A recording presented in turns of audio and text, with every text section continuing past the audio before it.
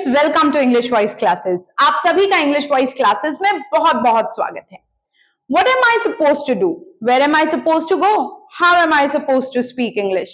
What am I supposed to do with this? आप सोच रहे होंगे मैम ये supposed to क्या कर रही हैं? I promise अगर आप इस वीडियो को लास्ट तक देखेंगे और समझेंगे तो आप भी वीडियो के एंड तक खूब supposed to के सेंटेंसेस बोल पाएंगे। सबसे पहले समझते हैं ये supposed to भैया है क्या। अब देखिए आपने सपोज को बिल्कुल सुन रखा है। सपोज का मतलब होता है मान लो। हम जैसे कहते हैं सपोज आज बारिश हो जाए, सपोज वो तुम्हारे घर आ जाए, सपोज तुम बीमार पड़ जाओ। सपोज यानी कि मान लो। पर जैसे ही सपोज के आगे टू लग जाता है इसका मतलब बिल्कुल बदल जाता है। तो आखिर ये सपोज टू का मतलब होता क्या है और डेली लाइफ में इसको यूज कैसे करें।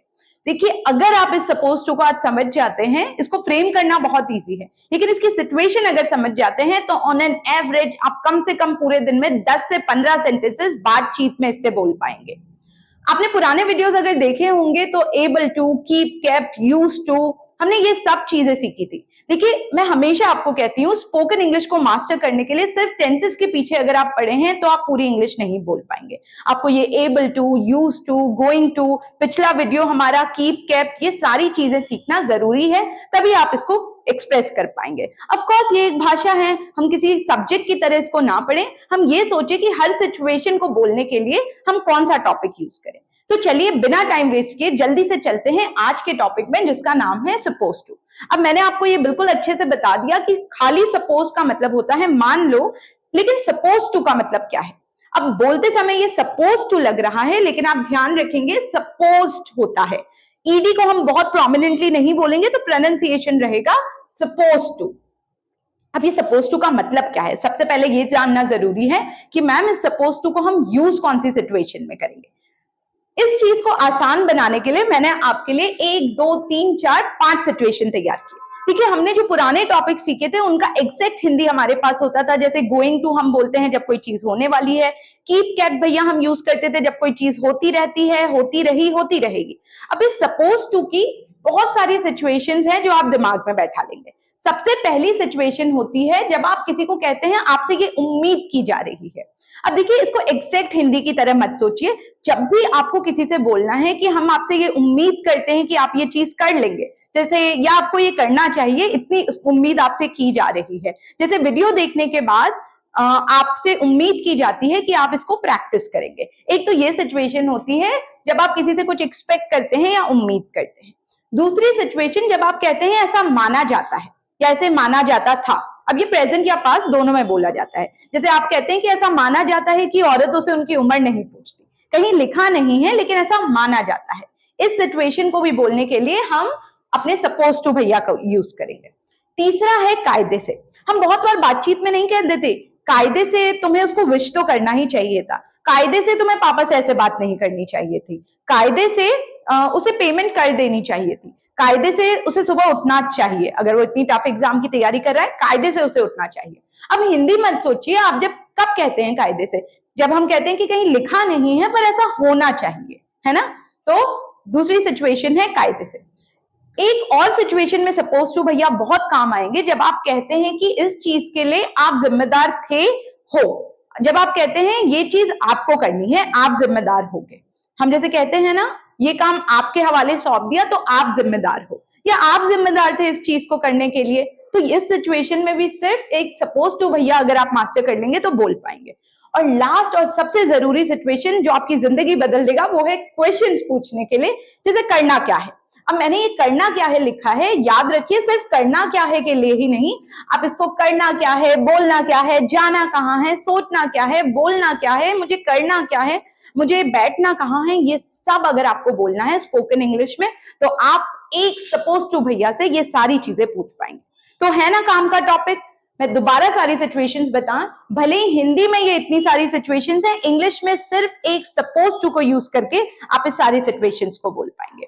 अब देखिए उम्मीद करना मैंने समझा दिया, जब किसी से कुछ उम्मीद की जाती है तो सपोज टू। माना जाता है जब आप कहते हैं कहीं लिखा नहीं है भाई साहब लेकिन ये चीज मानी जाती है कि ऐसा होता है या ऐसा होना चाहिए। तीसरा कायदे से। अब ये कायदे से हम हिंदी में बहुत बार नहीं बोलते, पर जब हम बोल देते हैं उठना तो चाहिए था, अब वो कायदे से हम कहते हैं कायदे से जब सुबह पेपर था तो सुबह उठना चाहिए था, तो जब आप सामने वाले को जताएंगे लिखा कहीं नहीं है, पर जब पेपर 10 बजे है तो कम से कम 8 बजे कायदे से उठना चाहिए था। यहां भी सपोज टू भैया काम आएंगे। जिम्मेदार होना, तुम इस चीज के लिए जिम्मेदार हो या तुम्हें ये चीज की जिम्मेदारी लेनी है, यहां भी हम सपोज टू भैया को यूज करेंगे। और लास्ट, क्वेश्चंस पूछने के लिए जब आप कहते हैं करना क्या है, खाना क्या है, बोलना क्या है। अब चिंता मत कीजिए, खूब सारे एग्जांपल्स लाई हूं ताकि आपको ये सिचुएशंस और क्लियर हो जाए, लेकिन सिचुएशन समझने के बाद ये चीज जरूरी है कि मैम इसको फ्रेम कैसे करेंगे। सिचुएशन तो हम समझ गए, ये सारी सिचुएशन में हम सपोज टू यूज करेंगे। अब बात आती है इसके हीरो क्या है। अगर आप पहली बार मेरा वीडियो देख रहे हैं तो मैं आपको बता दूं, मैं हेल्पिंग वर्ब्स को हीरो बोलती हूँ। तो सपोज टू से पहले आपको बोल देना है इज एम आर या verse were.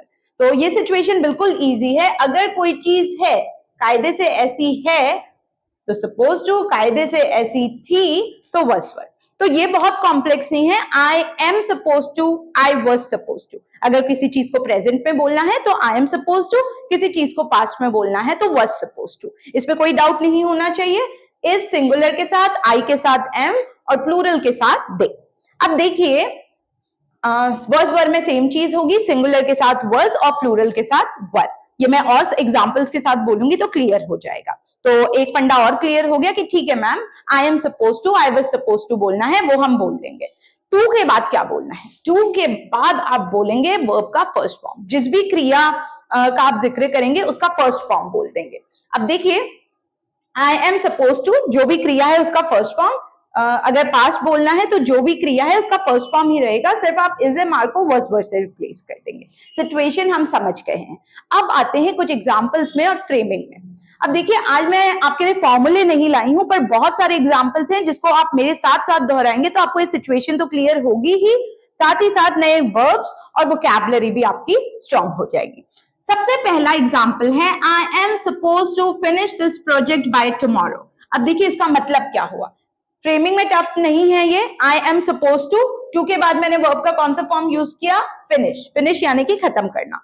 I am suppose to finish this project by tomorrow मतलब कायदे से, अब मैंने आपको बताया कहीं लिखा नहीं है या मुझसे उम्मीद की जा रही है कि कल तक मैं ये प्रोजेक्ट पूरा कर लूंगा। आई एम सपोज टू, मैं बार बार आपको बोल रही हूं, सपोज अलग से नहीं बोलना, बोलते समय हम इसको सपोज टू ही करते हैं। I am suppose to finish this project by tomorrow मतलब कल तक मुझसे उम्मीद की जा रही है कि मैं ये प्रोजेक्ट पूरा कर लूंगा।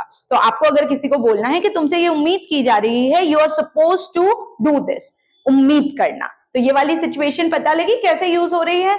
आई am suppose to finish this project by tomorrow. मेरे साथ साथ इस सेंटेंस को बोलिए तो आपको और समझ में आने लगेगा ये सपोज टू की टोन कैसी है।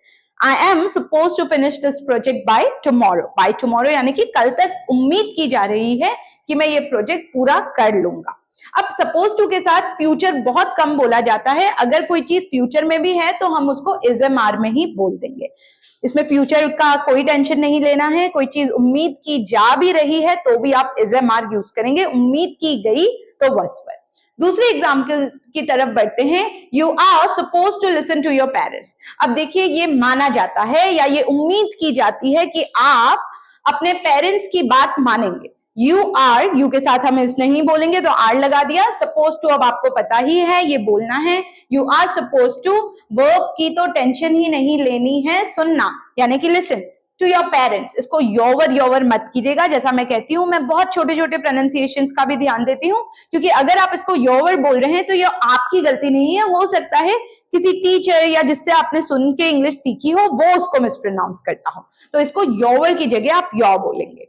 तो you are suppose to listen to your parents. कायदे से, मैंने बोला कायदे से ये बहुत काम आता है। You are suppose to listen to your parents, कायदे से आपको अपने पेरेंट्स की बात सुननी चाहिए। अब देखिए चाहिए सुन के आपको लग रहा होगा मैम इसको तो हम शुड से भी बोल सकते हैं। शुड एडवाइस हो जाती है, आप बोल रहे हैं ये करना ही चाहिए, पर हम बहुत बार किसी को एडवाइस नहीं दे रहे, हम बस ये बताना चाह रहे हैं देखो वो बाकी तुम्हारी मर्जी है, पर you are suppose to listen to your parents. कायदे से तुम्हें अपने पेरेंट्स की बात सुननी चाहिए। हिंदी के चक्कर में मत रहिए, क्योंकि चाहिए सुन के फिर आप शुड बोलेंगे। यहाँ आप उपदेश या एडवाइस देने के मूड में नहीं है, आप तो बस ये बोल रहे हैं देख लो भाई बाकी तुम्हारी मर्जी है, कायदे से तुम्हें पेरेंट्स की बात सुननी चाहिए। So you are suppose to listen to your parents. ये दोनों एग्जाम्पल समझ में आए। एग्जाम्पल बेस्ट तरीका होता है एक तो सिचुएशन दिमाग में लाने का। उस सिचुएशन को सोचा कीजिए कि आप अपने दोस्त को बोल रहे हैं, देख भाई you are suppose to listen to your parents. Fluency भी आएगी, सिचुएशन कहाँ यूज हो रही है ये तो पता लगेगा ही, प्लस आप नए नए वोकैबुलरी जैसे listen to your parents, your का प्रोनाउंसिएशन ठीक होगा। तो प्लीज मेरे साथ साथ या तो इन सेंटेंस को कहीं लिखिए या मेरे साथ साथ बोलिए। So you are suppose to listen to your parents. Clear? आगे बढ़ते हैं। We were not supposed to sit here। अब कभी मना भी तो करना पड़ सकता है और पास्ट में भी बोलना पड़ सकता है, तो ये वैसा ही एग्जाम्पल है। वी के साथ देखिए मैंने was नहीं बोला क्योंकि वी प्लूरल होता है, was सिंगुलर के साथ और were प्लूरल के साथ। So we were not supposed to sit here। मना करना है तो I'm not, he is not, they are not, he was not, they were not, बस आगे not लगा देंगे हम। So we were not supposed to sit here।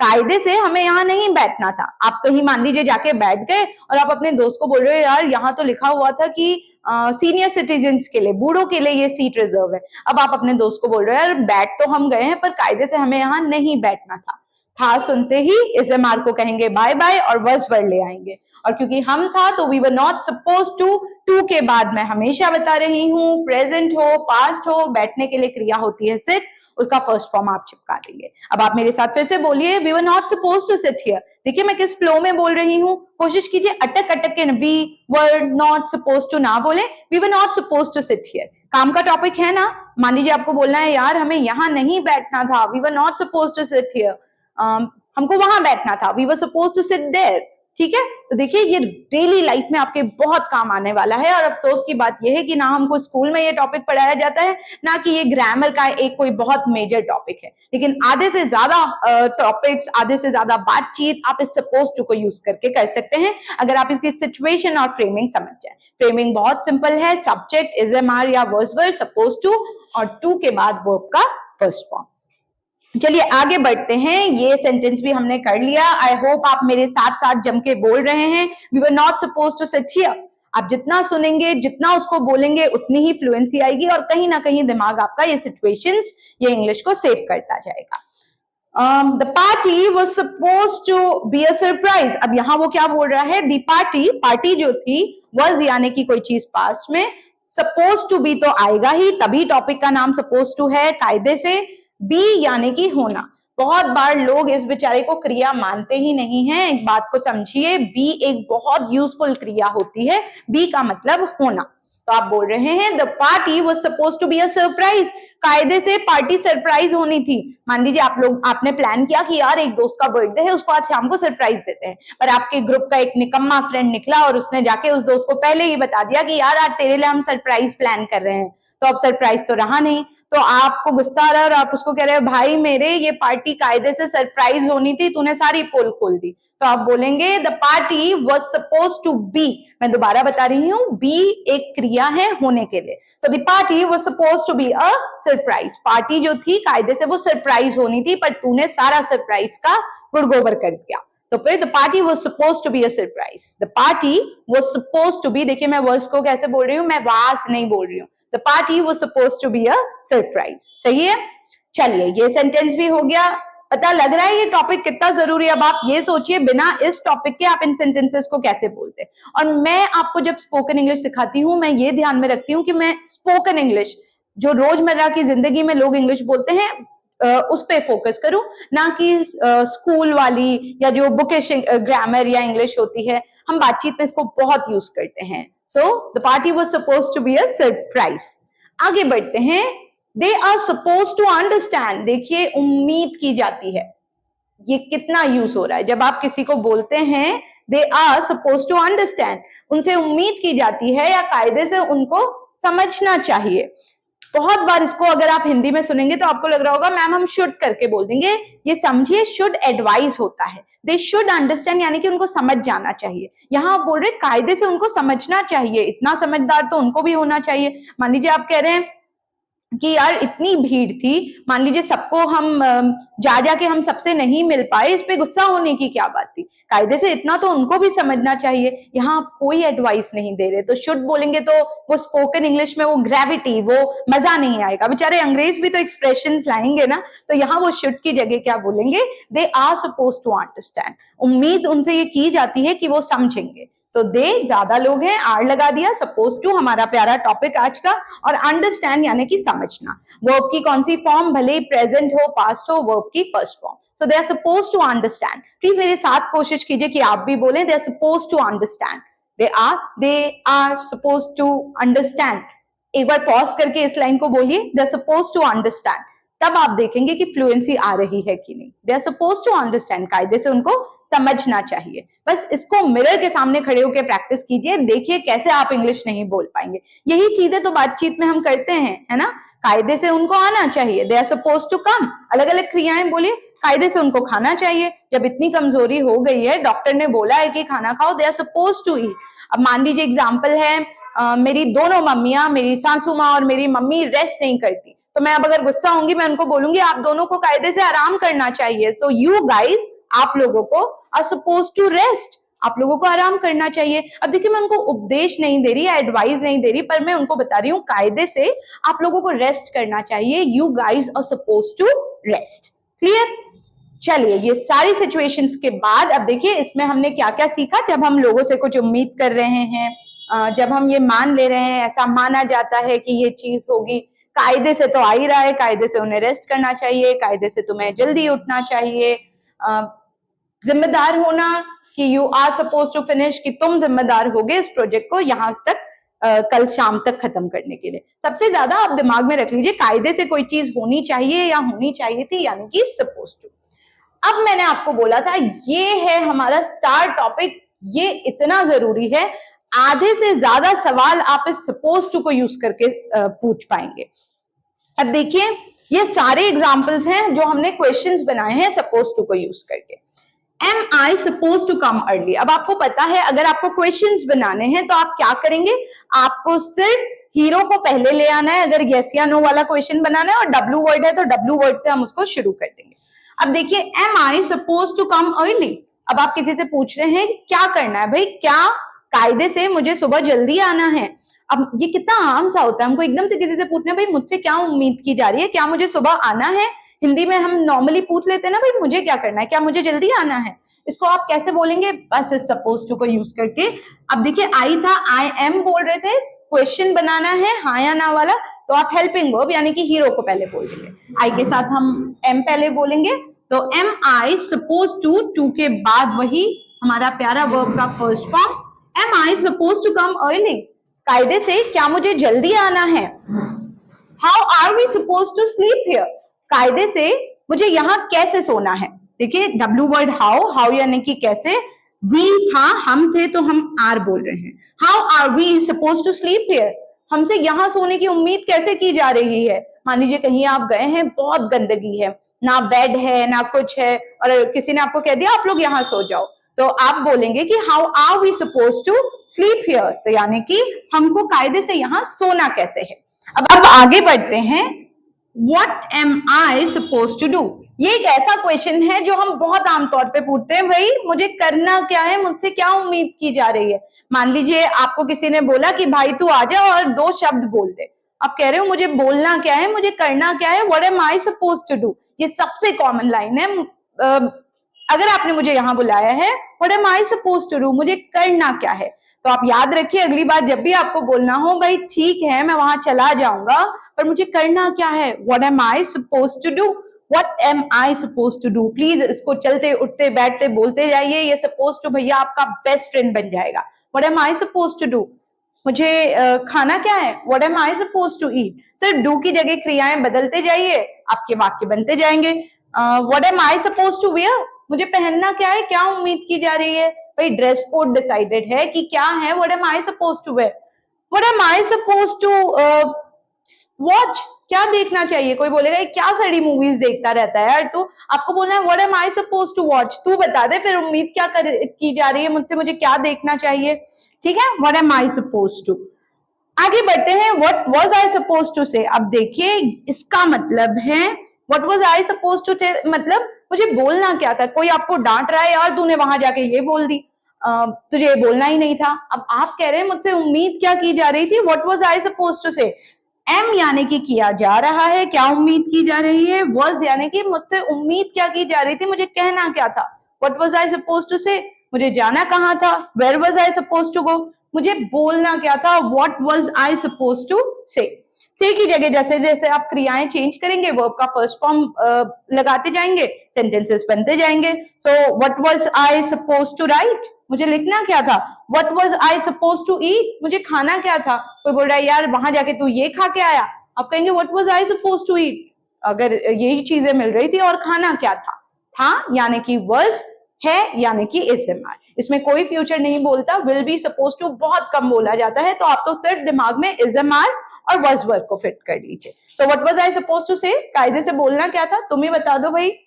Next, where are they suppose to stay, अब आप एक्सपर्ट होते जा रहे हैं। वेयर यानी कि कहाँ, ज्यादा लोग हैं तो आर दे, सपोज टू तो बोलना ही है, स्टे यानी कि रुकना। तो कायदे से उनको रुकना कहाँ है, आपसे कोई पूछ रहा है, ठीक है वो लोग आ जाएंगे, मौसी लोग आ जाएंगे या बुआ लोग आ जाएंगे, तो पर उनको कायदे से रुकना कहाँ है, where are they suppose to stay, कोई इंतजाम ही नहीं किया है, where are they suppose to stay.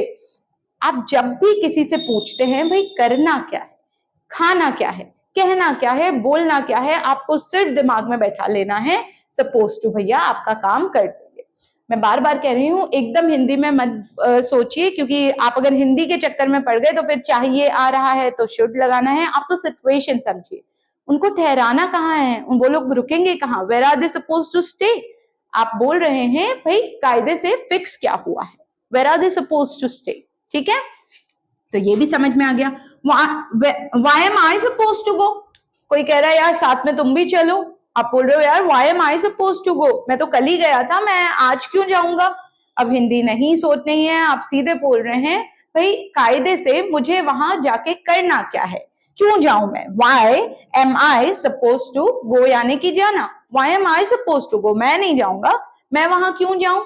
कायदे से बार बार दिमाग में मत लाइए, क्योंकि हम हिंदी बोलते समय भी बहुत बार कायदे से नहीं बोलते और सीधे बोल देते यार मुझे जाना क्यों है, why am I suppose to go. और अगर आपको सपोज टू टॉपिक नहीं आता तो फिर आप जुगाड़ू इंग्लिश बोलेंगे और आप बोलेंगे why should I go. Why should I go मतलब मुझे क्यों जाना चाहिए, आप एडवाइस मांग रहे हैं, यहाँ आप कोई एडवाइस के मूड में नहीं है, आप स्पोकन इंग्लिश की तरह आप भाषा को सीख रहे हैं और आप बोलेंगे why am I suppose to go, भाई मैं नहीं जा रहा, मुझे क्यों जाना चाहिए।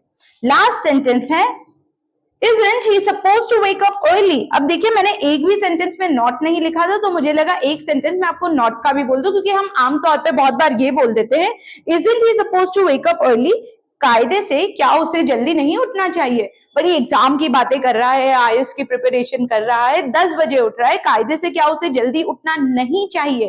क्वेश्चंस में भी तो हम बहुत बार नहीं बोलते हैं ना, तो वैसे ही इजंट ही, अब कोई एक लड़का है हर बार एम आई ही नहीं बोलेंगे, अगर किसी और की बात कर रहे हैं तो आप इस बोलेंगे, और क्योंकि नॉट आया मैं हमेशा आपको बोलती हूँ नॉट के चक्कर में ना रहे, इसके बाद नॉट आ रहा है तो पहले ही इजंट बोल दे, आर के साथ आरंट, बी के साथ वी आरंट, तो आप पहले ही कर देते वी आरंट। वैसे ही के साथ इजंट है तो इजंट ही suppose to wake up early, क्या कायदे से उसे सुबह जल्दी नहीं उठना चाहिए। चाहिए वापस आया, लेकिन वो एडवाइस नहीं मांग रहा है, वो बात कर रहा है कायदे से जो फिक्स हुआ है।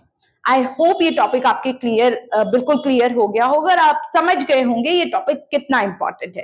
सिर्फ एक इस टॉपिक को समझ के आप ये सारी सिचुएशंस को इजीली बोल पाएंगे।